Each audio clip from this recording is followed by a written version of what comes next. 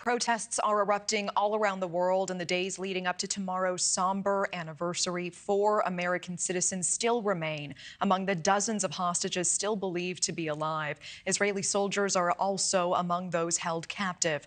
And today, the IDF is still in the northern part of the Gaza Strip. Israeli forces striking a mosque and a school there, saying that the locations served as Hamas command centers. Early reports say more than a dozen are dead. And meanwhile, Israeli Prime Minister Netanyahu issuing a message to French President Emmanuel Macron and other Western leaders who have now called to halt the shipment of weapons to Israel. As Israel fights the forces of barbarism led by Iran, all civilized countries should be standing firmly by Israel's side. Yet President Macron and some other Western leaders are now calling for an arms embargo against Israel. Shame on them. Israel will win with or without their support, but their shame will continue long after the war is won. Yeah, and that war, Lebanese terror group Hezbollah. Last night, the IDF hitting Hezbollah targets with the heaviest bombardment so far. NewsNation's Robert Sherman has been covering that war since the very beginning, and he has this report for us tonight. Robert. Things are very tense on the ground here in Israel today. We're currently monitoring a terror attack which took place in Beersheba, which is just south of us, not far from Gaza.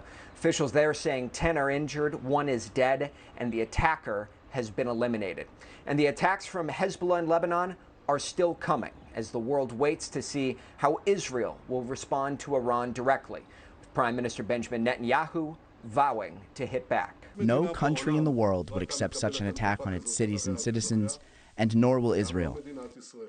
Israel has the duty and the right to defend itself and respond to these attacks, and it will do so. The Prime Minister slamming French President Emmanuel Macron, who said in an interview that those countries calling for a ceasefire in Gaza should not supply arms to Israel. The French have since responded, describing themselves as a quote-unquote steadfast friend of Israel. Meanwhile, the focus on the ground here shifting to tomorrow, the 1-year anniversary of October 7th.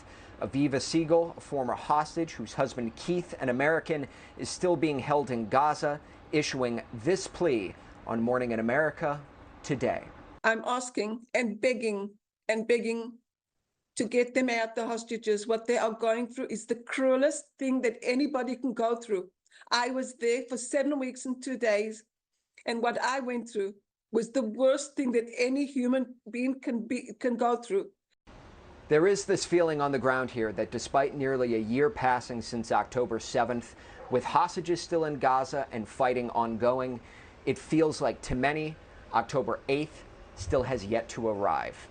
Thanks for watching. Go to joinnn.com to find News Nation on your screen. And don't forget to click the red subscribe button below to get more of News Nation's fact-driven, unbiased coverage.